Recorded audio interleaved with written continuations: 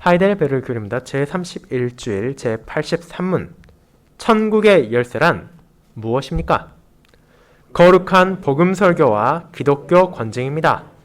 이 두 가지로 천국은 믿는 자들에게는 열리고 믿지 않는 자들에게는 닫힙니다. 제84문 어떻게 천국의 문이 복음 설교로 열리고 닫힙니까?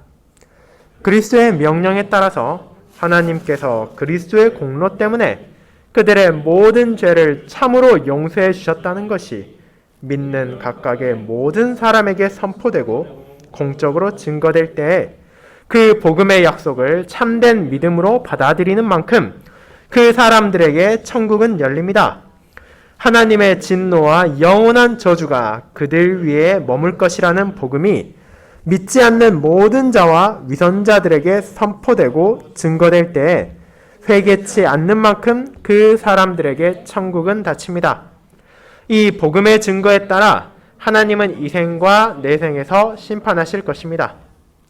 제85문 교회의 권징으로 천국이 어떻게 닫히고 열립니까? 그리스도의 명령에 따라서 자칭 그리스도인이라고 주장하지만 교리와 생활에서 스스로 그리스도인이 아닌 사람처럼 나타내는 사람들은 먼저 형제에게 하는 방식으로 거듭 권면을 받게 될 것입니다. 만일 그들이 자신들의 잘못과 사악함을 포기하지 않는다면 교회, 즉 장로들에게 보고될 것입니다. 만일 그들이 장로들의 권면까지도 무시한다면 성례에 참여해서 금지될 것이며 그리고 장로들에 의해 그리스도의 교회로부터 출교될 것이며 하나님에 의해 친히 그리스도의 나라에서도 출교될 것입니다. 그러나 출교된 사람이라도 참다운 회개를 약속하고 나타낸다면 그리스도와 그 교회의 지체로서 다시 받아들여질 것입니다. 말씀 복사 후에는 찬송 1비장 1절, 2절, 3절을 통해 사도신경을 고백한 후 시편 25편 4절, 5절, 6절을 함께 부르도록 하겠습니다.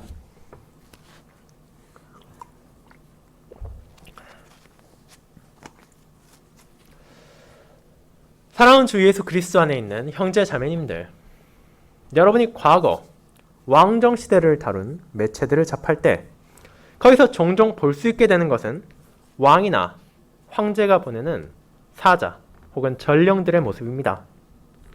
아무리 큰 권력을 가진 주권자라 하더라도 그들 또한 몸이 하나밖에 없는 사람인 이상 필요한 모든 것에 동시에 존재할 수 없기에 자신에게 충실한 믿을 수 있는 신하들을 그를 대신하여 보냄을 통해 특정한 상황에 필요한 자신의 뜻을 전하기도 합니다. 그와 같이 왕의 뜻을 대신하여 전달함으로 작게는 사사로운 일부터 크게는 귀양간 사람들을 복권시키거나 혹은 그 자리에서 그들에게 죽음을 명하기도 하는 것이 그런 사자의 직무입니다. 그렇게 그들이 한 나라의 최고의 통치자들을 대신하여 움직이기에 비록 사실 그들 자체의 계급은 높지 않다더라도 그들 앞에서 모든 백성들과 관리들은 그가 왕의 뜻을 전할 때 실제 왕을 마주하듯이 그를 대하고 그가 전달하는 말 또한 사자 개인의 말이 아니라 왕의 말로서 존중하고 결코 간과하지 않습니다.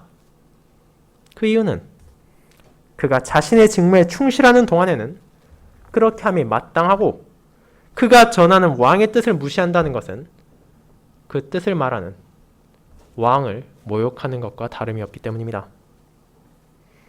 그렇다면 그런 세상의 왕이나 황제 혹은 오늘날의 대통령이나 총리와도 비견될 수 없는 전능한 능력을 가지시고 온 세상을 통치하는 분의 말씀을 그분의 종들은 어떻게 선포해야 되고 그 말을 듣는 우리는 이를 어떻게 받아들여야 합니까?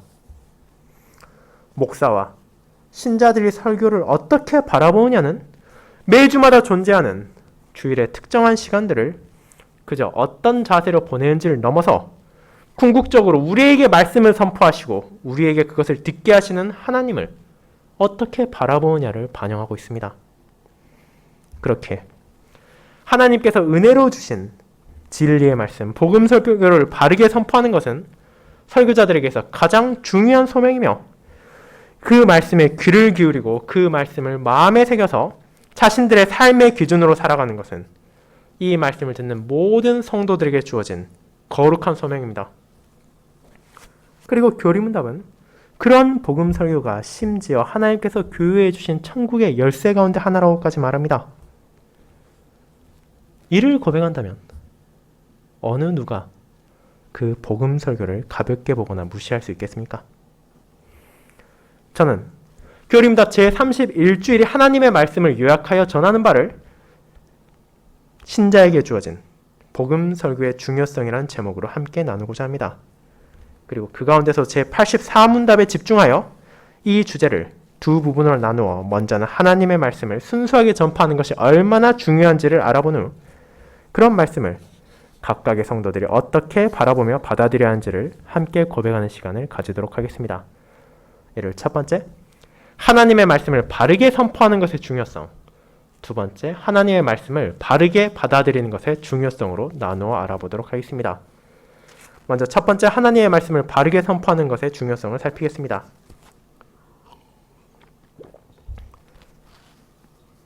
형제자매 여러분, 지난주일 저와 여러분은 교리문답 제30주일을 통해 성령 하나님께서 은혜의 방편 가운데 하나로 사용하시는 성례 중에서도 특별히 주의 만찬, 성찬의 본질이 무엇이며 그에 참여할 수 있는 자가 누구인지를 알아보는 시간을 가졌습니다. 그리고 제80문답은 이 주의 만찬의 본질을 교황파의 미사와 대조하여 알려주었습니다. 우리가 기념하는 주의 만찬과 그들이 기념하는 미사는 외적으로 보았을 때는 큰 차이가 없을지도 모릅니다. 두 가지 모두 예식에 떡과 포도주를 사용하는 것이 동일하며 이를 위한 예식문에서도 동일한 본문을 기본적으로 인용하고 있기 때문입니다. 비록 그 문구의 차이가 있고 형식에서 약간의 다름을 느낄 수 있을지언정 그런 차이가 발생하게 된 이유를 깨닫지 못한다면 실제로 이것이 도대체 무슨 차이가 있나라는 의문을 가질 수도 있습니다. 하지만 주의 만찬과 미사가 아무리 겉으로 보기엔 유사해 보인다 하더라도 실제로 그 본질을 살펴보면 완전히 다른 것이며 이 차이는 인내하고 견뎌야 되는 것이 아니라 오히려 배격하고 맞서 싸워야 하는 거짓되고 왜곡된 가르침에 기반한다는 것을 우리는 알게 됩니다. 왜냐하면 그 미사는 본질적으로 제사이기 때문입니다. 종교개혁 시대에도 그랬을 뿐 아니라 현재도 지금까지 그들이 고백하는 교리서에서 미사는 십자가에서 이루어진 그리스도의 희생제사를 반복한다는 사실을 명시하고 있습니다. 그리고 그 이유는 무엇입니까? 이는 그리스도의 희생제사가 사제들에 의해서 계속해서 반복되어지지 않는다면 그분께서 성도들에게 베푸신 죄 용서의 은혜가 온전히 주어질 수 없다는 잘못된 믿음에 기인한 것입니다. 분명 로마 교역 시 그리스도의 단번에 희생제사를 부인하진 않지만 그들의 실제 믿음과 그들의 실천에 있어서는 정반대로 그 공로를 부인하고 마치 사제들이 끊임없이 제사를 드려 주님께서 하신 공로에 여백들을 메꿔나가지 않는 한은 그 의미가 퇴색하는 부족한 것으로 만들어버렸습니다. 그뿐 아니라 그들이 드린 제사에서 바쳐지는 제물인 떡과 포도주가 실제 그리스도의 몸과 피로 변화된다고 주장함을 통해 모든 신자들이 자신의 마음을 하나님 우편에 계신 그리스도로 들어올리는 것이 아니라 그들의 눈앞에 있는 떡과 포도주에 집중할 수밖에 없게 만드는 잘못을 범함으로 실제로는 거룩해야 할 주의 만찬을 더러운 우상 숭배로 만들어버렸습니다. 그렇게 그들의 그런 잘못된 본질을 알려줌으로 교리문답은 주의 만찬에 참여하는 신자가 잘못된 생각을 버리고 그 자리에 어떻게 나아가야 하는지를 알려줍니다. 그렇다면 주의 만찬의 본질은 어디에 있습니까? 이는 반복되는 희생제사가 아니라 그리스도께서 친히 십자가에서 단번에 성취하신 한 희생제사를 통해 우리의 모든 죄가 완전히 사해졌다는 그 약속을 보여주는 성례를 통해 주님의 공로를 기념하는 것입니다. 우리는 이것을 반복되는 제사로 바라보지 않습니다. 왜냐하면 우리에게 필요한 모든 것은 이미 그리스도 안에서 온전히 성취되었기 때문입니다. 그분의 공로는 온전하여 그 누구의 도움도 필요로 하지 않으며 거기에 누군가가 무언가를 채워 넣을 수도 없고 더할 수도 없습니다. 그렇게 우리는 그것을 기념함으로 주님께서 순전한 은혜로 우리에게 주신 이 감사의 선물에 감격하며 그를 통해 우리에게 주어진 소명을 떠올립니다. 이 거룩한 식탁에 주님께서 영적으로 함께 하신다는 것을 기억하며 먹고 마시는 떡과 포도주를 통해 죄의 용서의 은혜를 확신하고 하늘 아버지 우편에 계신 그리스도와 함께 새하늘과 새 땅에서 새 포도주와 새 떡을 그분과 먹고 마실 영광스러운 미래를 바라보는 가운데 우리의 마음을 이 땅이 아닌 하늘로 들어올립니다. 주의 만찬의 본질이 그와 같은 은혜에 대한 기념이자 이를 사용하심으로 성령 하나님께서 성도들의 믿음을 성장시키신다면 그 식탁에 나아갈 수 있는 대상은 누구였습니까? 이 질문에 대한 답을 우리는 81문답과 82문답을 통해 살펴볼 수 있었습니다. 성찬은 분명 거룩한 주님의 식탁입니다. 우리 중 그 누구도 자신의 공로를 통해 감히 그 식탁에 나아갈 자격이 있다고 말할 수 없습니다. 그러나 동시에 이는 연약한 그분의 백성을 위해 주어진 은혜의 자리입니다.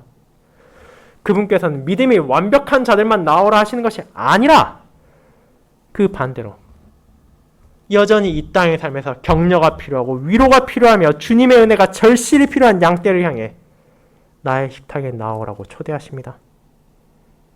더 구체적으로 말하자면 그분께서는 회개한 죄인들을 자신에게로 부르시는 것입니다. 그 자리에 나아가는 자들은 자신의 현실을 알고 그리스도의 십자가의 공로를 알 뿐 아니라 그 은혜를 받은 자로서 삶의 개선을 갈망하는 자여야 합니다.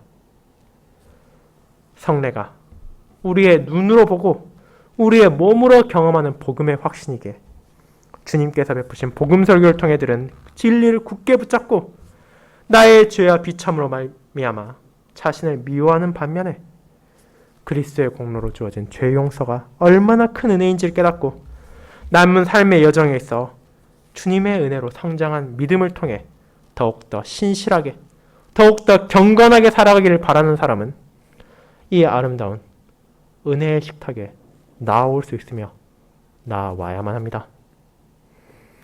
그러나 그런 회개를 거부하고 죄 가운데 살아가는 삶을 택한 자, 자신의 악을 숨기는 위선자, 그리고 그들의 말과 행동에서 불경건함과 불신실함을 드러내는 자들이 주님의 식탁에 나온다면 그것은 자신의 심판을 먹고 마시는 것이기에 그들은 결코 그 자리에 나와서도 안 되고 당회와 성도들은 그런 자들이 그런 불경건과 불신을 겉으로 드러낼 때 그들이 주님의 식탁에 나오는 것을 막음으로 그들을 성찬에서 제외시켜야 할 의무가 있습니다.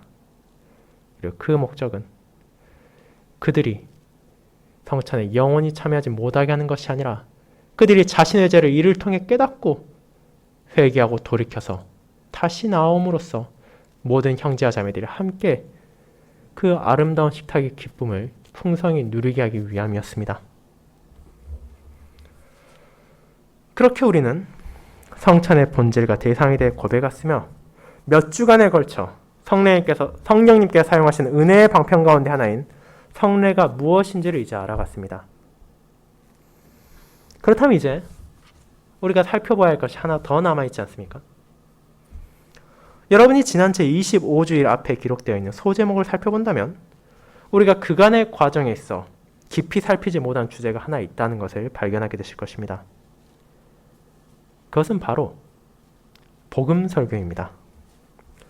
비록 25주일에 65문답, 67문답에서 이에 대해 다루었다 하더라도 이는 성례와 연관하여 가볍게 다룬 것이고 이것 자체를 우리는 깊게 보진 않았습니다. 그렇게 오늘 우리는 제31주일을 통해 성령님께서 사용하시는 방편이자 천국의 열쇠 가운데 하나로서 복음 설교가 가진 의미를 돌아보고자 합니다. 그렇다면 먼저 복음 설교 그 자체가 무엇인지를 정의해 보도록 합시다.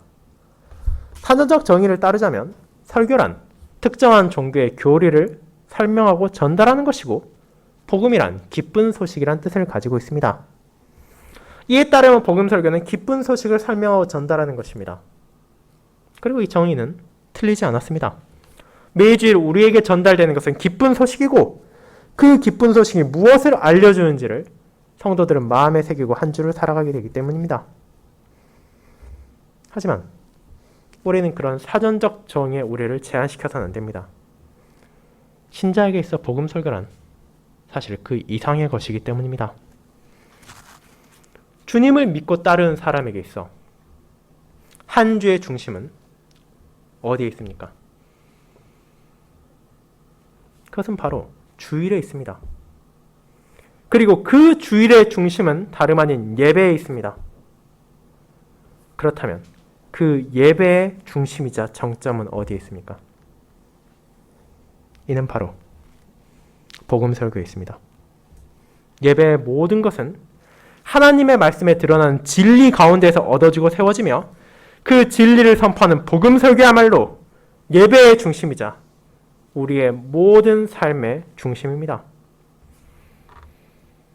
하나님께서는 자신의 종들을 통해 진리의 말씀을 선포하심으로 그분 자신을 우리에게 계시하시고 우리가 어떤 은혜를 받았으며 어떻게 감사의 열매를 맺으며 살아가야 하는지를 깨닫게 하십니다. 그렇게 이와 같은 복음 설교의 중요성을 우리 중 그 누구도 간과할 수도 없고 가볍게 보아서도 안 됩니다. 이 설교의 중요성에 대해 1562년 스위스의 종교개혁가인 할리 볼링거가 작성한 제2 스위스 신앙고백서는 다음과 같이 정의했습니다. 우리는 이 하나님의 말씀이 오늘날 교회에서 정식으로 소명을 받은 설교자에 의해 선포될 때 하나님 말씀 자체가 선포되는 것이며 이 하나님의 말씀 자체가 신자들에 의하여 받아들여진다는 사실을 믿는다라고 말입니다. 그리고 이 고백은 볼링거가 자기 자신과 동료 목사들의 권위를 높이기 위해 만들어낸 것이 아니라 오늘 우리가 읽은 데살로니가전서 2장에서 사도 바울이 성도에게 전한 다음과 같은 말씀에서 기인한 것입니다. 데살로니가전서 2장 13절을 펼쳐보십시오. 이러므로 우리가 하나님께 끊임없이 감사함은 너희가 우리에게 들은 바 하나님의 말씀을 받을 때 사람의 말로 받지 아니하고 하나님의 말씀으로 받음이니 진실로 그러하도다. 이 말씀이 또한 너희 믿는 자 가운데서 역사하느니라. 자, 이 진리를 우리가 고백한다면 저와 여러분이 깨닫게 되는 것이 있습니다. 그것은 바로 그 말씀을 선포할 설교자에게 주어진 무겁고도 거룩한 소명입니다.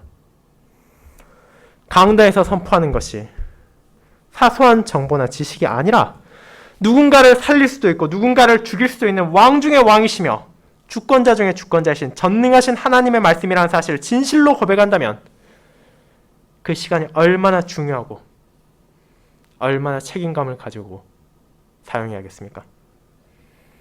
심지어 그 복음 설교를 사용하심으로 하나님 나라의 문이 열리고 그 문이 닫힌다는 것을 깨닫는다면 모든 목회자들은 자신의 과업이 얼마나 엄중한 것인지를 결코 망각할 수 없을 것입니다. 그렇게 하나님의 교회에서 그분의 백성들을 향해 말씀을 전하도록 부름받은 모든 설교자들은 그의 소명을 신실하게 수행해야 합니다. 그리고 이는 자연스럽게 그 복음 설교에 어떻게 그것을 전달하는지에 대해 연결됩니다. 강단에서 설교되는 복음 설교는 순수해야 하며 하나님의 뜻에 충실해야 합니다. 물론 이 말은 그 설교 자체가 완벽해야 된다는 것은 아닙니다. 아무리 훌륭한 목사가 최선을 다해서 신실하게 복음 설교를 선포한다 하더라도 그 안에는 다양한 부족함이 있을 것이기 때문입니다. 그가 말하는 어투가 불편한 사람이 있을 수 있고 그의 설교에 문법적으로 오류가 있을 수 있으며 설교의 구성이 깔끔하지 못할 수 있습니다. 그러나 그런 사실들이 그가 말하는 복음 설교의 가치를 깎아내릴 수 없습니다.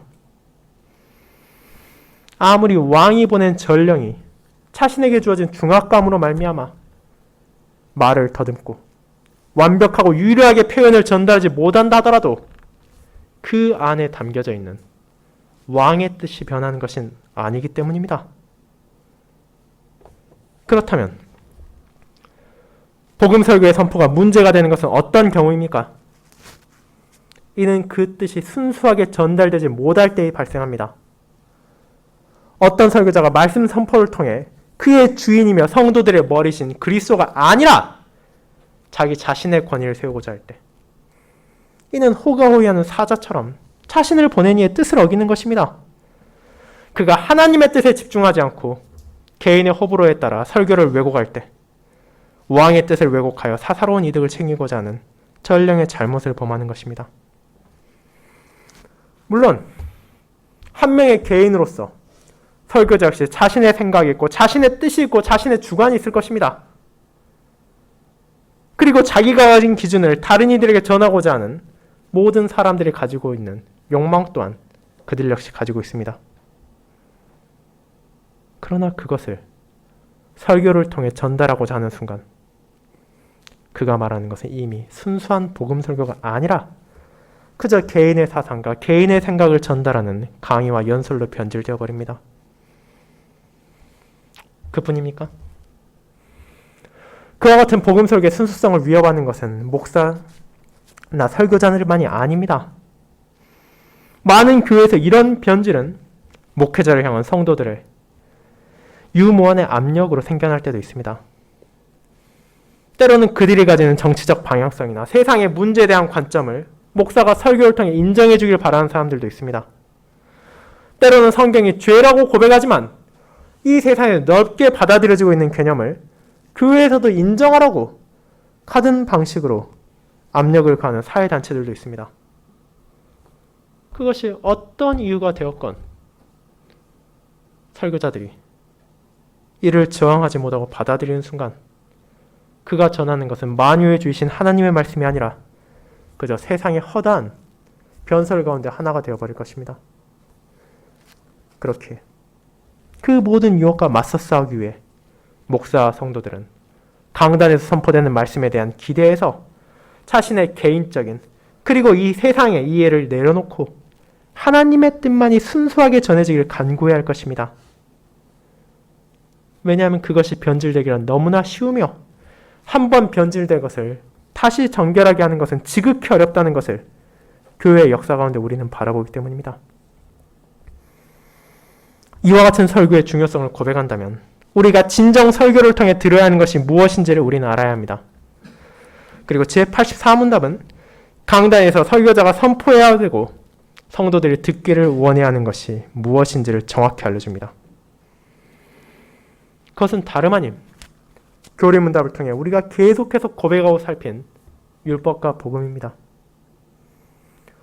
많은 신자들은 오늘날 율법의 필요성에 대해 오해하고 있습니다. 이제는 더 이상 율법이 필요 없다고 생각하고 오직 복음만이 선포되면 충분하다고 느끼기도 합니다. 그러나 율법을 통하지 않고서는 복음의 중요성을 우리는 인식할 수 없습니다. 분명 율법은 우리를 구원할 수도 없고 우리를 의롭게 할 수도 없습니다. 그러나 이 율법을 통해서 하나님께서는 자신의 백성들을 향해 구원의 필요성을 깨닫게 하시고 인간의 능력으로는 발견할 수 없는 의로움의 성체가 어떻게 나타나는지를 보여주십니다. 그렇게 자신의 모든 죄를 깨달은 신자에게 주어진 복음은 하나님께서 그리스도의 공로 때문에 나의 모든 죄를, 우리의 모든 죄를 용서해 주셨음을 선포하고 공적으로 증거함을 통해 참된 믿음으로 복음의 약속을 받아들인 이들에게 천국의 문을 열어줍니다. 그렇게 이 율법과 복음은 서로 분리되어 따로따로 존재하는 것이 아니라 율법을 통하여 우리를 복음으로 인도하는 것이 바로 그것의 목적입니다. 그러나 동시에 복음 역시도 신자들이 율법을 바라보게 합니다. 복음을 믿지 않는 모든 자들에게는 율법이 요구하는 공의의 심판이 임할 것임을 알려줌으로써 그것은 우리에게 천국의 문을 닫기도 합니다. 그렇게 설교자가 순수하게 복음을 선포할 때 이는 그를 통하여 천국의 문을 여시고 닫으시는 하나님의 뜻을 전하는 것이기에 주님의 종으로서 설교자는 자신의 개인적인 생각이나 회중들의 가려운 귀를 긁어주고자 하는 충동, 또 세상과 사회의 압력을 이겨내고 오직 그분의 말씀만을 바르게 전달하기 위해 최선을 다해야 합니다. 그리고 그런 목회자들의 주인이신 그리스도께서는 자신의 영이신 성령님을 통해 그들이 전할 말을 입에 담아주시고 그들의 봉사로 전해진 율법과 복음의 말씀을 통해 성도들의 믿음을 성장시켜 주십니다. 이 사실을 너무나 잘 알고 있었기에 사도 바울은 자신의 동역자들과 함께 그들을 통해 전해진 하나님의 말씀을 순수하게 전하기 위해 노력했습니다. 자신들을 찾아오는 박해를 인내했고 개인의 영광이나 권위를 추구하는 대신 오직 하나님의 영광을 구했을 뿐 아니라 주님의 종으로서 그분으로부터 위탁받은 진리의 말씀을 선포함으로써 성도들을 권면하고 그들을 위로하며 그들이 경계하게 했습니다. 왜냐하면 그것이야말로 자신들을 통해 성도들을 그분의 나라로 부르시는 하나님의 뜻이며 그분의 종들에게 주어진 거룩한 소명이었기 때문입니다. 사랑하는 형제자매 여러분, 그렇게 하나님의 말씀을 바르게 선포한다는 것은 모든 목회자에게 주어진 가장 중요한 소명이며 그 말씀이 바르게 선포되도록 돕는 것은 교회 직분자들과 모든 성도들에게 주어진 의무이기도 합니다. 혹시라도 설교자가 자신도 깨닫지 못한 사이에 바르지 않는 방향으로 나아갈 때 우리는 교리문답에 나타낸 대로 하나님의 순수한 말씀을 선포해 줄 것을 요구하고 그를 바로잡아야 하며 혹시라도 성도들이 목회자를 향해 자신들의 사상이나 취향에 따른 말씀만을 전해달라고 한다면 목사들은 마땅히 왜 강단에서 그와 같은 방식으로 설교할 수 없는지를 가르쳐야 합니다. 그리고 그 이유는 단 하나, 순수한 복음 설교는 하나님의 말씀을, 그 말씀만을 선포하고 증거하는 것이기 때문입니다. 그리고 이를 통해 우리의 구주이신 그리스도께 집중하도록 인도해야 하는 것이기 때문입니다. 이 거룩한 소명을 우리의 구주이신 주님께서는 자신의 종들에게 주셨고 이를 통해 그분의 백성들을 하나님의 나라와 그분의 영광으로 인도하십니다. 그렇게 매주일 이 복음 설교가 바르게 선포되는 것의 중요성을 우리는 결코 잊어서는 안 되며 그 말씀을 통해 지금 우리 앞에서 무엇이 열리고 무엇이 닫히고 있는 자를 바르게 인식해야 합니다. 그리고 우리가 이와 같이 복음 설교가 바르게 선포되는 것의 중요성을 인식한다면 자연스럽게 그와 같이 전달되는 복음 설교를 어떻게 받아들여야 하는지도 깨달을 수 있을 것입니다. 그것이 두 번째, 하나님의 말씀을 바르게 받아들이는 것의 중요성으로 이어집니다. 성도 여러분, 이제 다시 한번 우리의 시선을 앞서 언급했던 갈라디아서 2장, 죄송합니다. 데살로니가전서 2장 13절로 돌려보도록 합시다. 데살로니가전서 2장 13절은 다음과 같이 말했습니다. 이러므로 우리가 하나님께 끊임없이 감사함은 너희가 우리에게 들은 바 하나님의 말씀을 받을 때 사람의 말로 받지 아니하고 하나님의 말씀으로 받음이니 진실로 그러하도다. 이 말씀이 또한 너희 믿는 자 가운데서 역사하시느니라. 이를 통해 우리가 기억해야 되는 것은 무엇입니까? 제2스위스 신앙고백서에서 나타난 것처럼 목사가 순수하게 복음 설교를 선포할 때 그것을 우리는 사람이나 한 개인의 말로 받아들이는 것이 아니라 참된 믿음으로 하나님의 말씀으로 받아들여야 한다는 것을 깨닫게 됩니다. 이를 이해하기 위해서는 설교자가 여러분을 위해 보내진 하나님의 전령이라는 사실을 인식해야 합니다. 왕의 사자는 분명 왕과 동일시될 수 없습니다. 그는 왕과 같은 권위를 가지고 있지도 않으며 왕처럼 자신의 뜻대로 무언가를 할 수도 없습니다. 그럼에도 그가 관료들과 백성들 앞에서 자신의 주인인 왕의 뜻을 전할 때 사람들이 무릎을 꿇고 그 말을 진지하게 경청하는 이유는 무엇입니까? 그 이유는 다른 데 있지 않습니다. 오직 그를 통해서 자신들에게 뜻을 전하는 왕을 존중하고 그 왕을 섬기기 때문입니다. 그와 동일한 것을 우리는 설교를 대할 때 나타내야 합니다. 설교자가 하나님의 말씀을 전할 때 그것을 사람의 말로 받지 말고 하나님의 말로 받으라는 것은 여러분 앞에 서 있는 이 목회자를 하나님처럼 섬기라는 것이 결코 아닙니다. 저를 포함한 이 땅의 모든 목사들은 그런 영광을 받을 능력도 없고 그럴 영광을 받을 이유도 없는 부족한 사람일 뿐입니다. 사도 바울과 그의 동역자들이 그들의 영광과 권위를 구하지 않았던 것처럼 오늘날의 목회자들도 자신의 영광과 권위를 위해 봉사하는 것이 아닙니다. 주님의 종들인 말씀 사역자들이 진정으로 원하는 것은 이 말씀을 성도들이 들을 때 그들이 자신을 바라보는 것이 아니라 자신을 통하여 말씀하시는 하나님을 바라보는 것입니다. 그리고 전해지는 복음 설교를 사람의 말로 받지 않고 하나님의 뜻으로 받음을 통하여 그들 안에서 역사하시는 성령님께서 이를 사용하심으로 그들의 믿음을 성장시키시고 그들 자신의 죄와 비참을 깨닫게 하실 뿐 아니라 그런 부족한 죄인을 향해 약속된 죄 용서의 복음을 통해 참된 감사와 기쁨 가운데 아버지의 나라로 인도하시기를 간절히 소망합니다. 그렇게 신자들 역시 진정으로 그들에게 주어진 하나님의 종인 목사들을 사랑하고 존경한다면 모든 영광을 하나님께 돌리며 그분께서 사용하시는 종을 돕고 아끼되 목사란 한 개인에게 권위를 돌리는 것이 아니라 그를 사용하는 하나님을 바라보며 그분의 말씀을 참된 믿음으로 받아들여야 합니다. 백성들이 왕의 뜻을 전하는 전령을 존중하되 그를 섬기는 것이 아니라 왕을 섬기는 것이 마땅한 것처럼 하나님의 뜻을 전하는 전령들을 존중하되 설교자 개인이 아니라 하나님만을 우리는 섬겨야 합니다.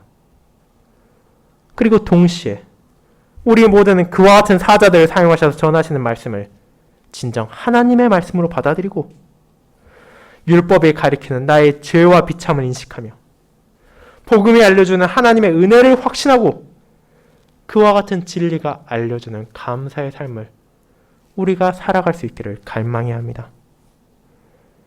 여러분이 실제로 매주일 전해지는 복음 설교를 하나님의 말씀으로 받아들이고 하나님께서 이를 통해 여러분 앞에 천국의 문을 여시고 닫으신다는 것을 기억한다면 그리고 그분께서 이 방편을 사용하심으로 연약한 우리를 성장시키시고 인도하신다는 것을 깨닫는다면 여러분의 삶의 중심은 주일이 될 수밖에 없으며 그 주일의 중심은 예배가 될 수밖에 없으며 그 예배의 중심은 우리에게 하나님의 뜻이 전해지고 우리가 그분의 뜻을 받는 복음 설교가 될 수밖에 없을 것입니다. 그리고 그 중심 향해 나아간 우리는 그를 통해 전해진 복음 설교를 마음에 새기고 다시 우리의 일상으로 돌아가서 하나님의 뜻을 증거하며 살아가게 될 것입니다. 그것이 진정으로 복음 설교를 하나님의 말씀으로 받는 모든 신자들이 나타내게 될 신자에게 합당한 자세입니다. 전해지는 설교를 우리가 기억해도 되고 기억하지 않아도 상관없는 사람의 말로 받는 것이 아니라 진정 우리의 주인이시고 우리의 머리이시고 만유의 주권자이신 전능하신 하나님의 뜻으로 받음으로써 그 말씀이야말로 우리의 기준이 되고 그 말씀이야말로 우리의 삶이 되며 우리를 생명으로 인도하고 우리를 그분의 나라로 이끈다는 것을 기억하는 것입니다. 그와 같은 자세를 데살로니가 교회의 성도들은 잊지 않았습니다. 그들에게 복음을 선포한 바울과 디모데라고 해서 완벽한 사람이 아닙니다. 사도행전에서 나타나는 것처럼 바울은 한때 교회를 핍박했던 인물이고 디모데의 아버지는 헬라인, 즉 이방인이었습니다. 그 외에도 수많은 크고 작은 결점들이 그들에게 있었기에 그들이 그것들을 물고 뜯으려 한다면 얼마든지 그럴 수 있었을 것입니다. 하지만 그런 인간적인 약점과 부족함에도 불구하고 이 교회의 성도들은 그들이 전하는 말을 하나님의 말씀으로 받았습니다. 그 이유는 단 하나. 그런 연약한 종들을 사용하여서 자신들에게 은혜를 베푸시고 지금 자신들을 다시 그분의 나라로 인도하시는 분이 하나님이라는 것을 알았으며 사도와 교사들이 비록 여전히 온전하지 못하고 부족하지만 그 가운데서도 최선을 다해 순수하게 복음을 선포하고 있다는 것을 인식했기 때문입니다. 그렇게 모든 만물의 통치자이신 하나님께서 그들을 통해 말씀하시며 그 말씀으로 자신의 나라의 문을 열고 닫으신다는 것을 믿음으로 알게 되었기에 그들에게는 전해지는 이 말을 하나님의 말씀으로 듣는 것 외에 다른 선택지가 존재하지 않았습니다. 지금 자신들에게 설교를 통해 말씀하시는 분은 바울이 아니고 디모데도 아니고 궁극적으로는 자신들의 버리신 그리스도이며 자신들의 주권자이신 하나님이십니다. 그렇기에 이 말씀을 하나님의 말씀으로 들었고 하나님께서는 이를 기록하심으로 이후의 모든 신자들에게도 순수히 전해지는 복음 설교를 어떻게 들어야 하는지를 알려주셨습니다. 이제 그와 같은 설교를 명하신 주님의 말씀을 살펴봅시다. 교리입니다. 제84문답이 인용하고 있는 요한복음 3장의 마지막 부분에서 주님께서는 다음과 같이 말씀하십니다. 하나님이 보내신 이는 하나님의 말씀을 하나니 이는 하나님의 성령을 한량없이 주심이니라. 아버지께서 아들을 사랑하사 만물을 다 그의 손에 주셨으니 아들을 믿는 자에게는 영생이 있고 아들에게 순종하지 아니하는 자는 영생을 보지 못하고 도리어 하나님의 진노가 그 위에 머물러 있느니라. 주님께서는 자신의 종들이 하나님의 말씀을 바르게 전달할 수 있도록 성령님을 통해 은혜를 베풀실 뿐 아니라 그것을 듣는 이들이 어떤 자세로 이것을 받아들여야 하는지도 알려주셨습니다. 이는 그저 시간이 나면 듣고 시간이 없으면 무시할 수 있는 강의가 아니며 내 취향에 맞지 않으면 슥 지나가도 되는 연설이 아닙니다. 지금 이 말씀을 통해서 영생과 진노가 선포되고 하나님의 나라의 문이 참된 믿음으로 받아들인 자들에겐 열리고 믿지 않는 모든 자들에겐 닫히고 있습니다. 이 준엄한 말씀이 있기에 그분을 믿는 모든 자들은 하나님께 속한 모든 백성들은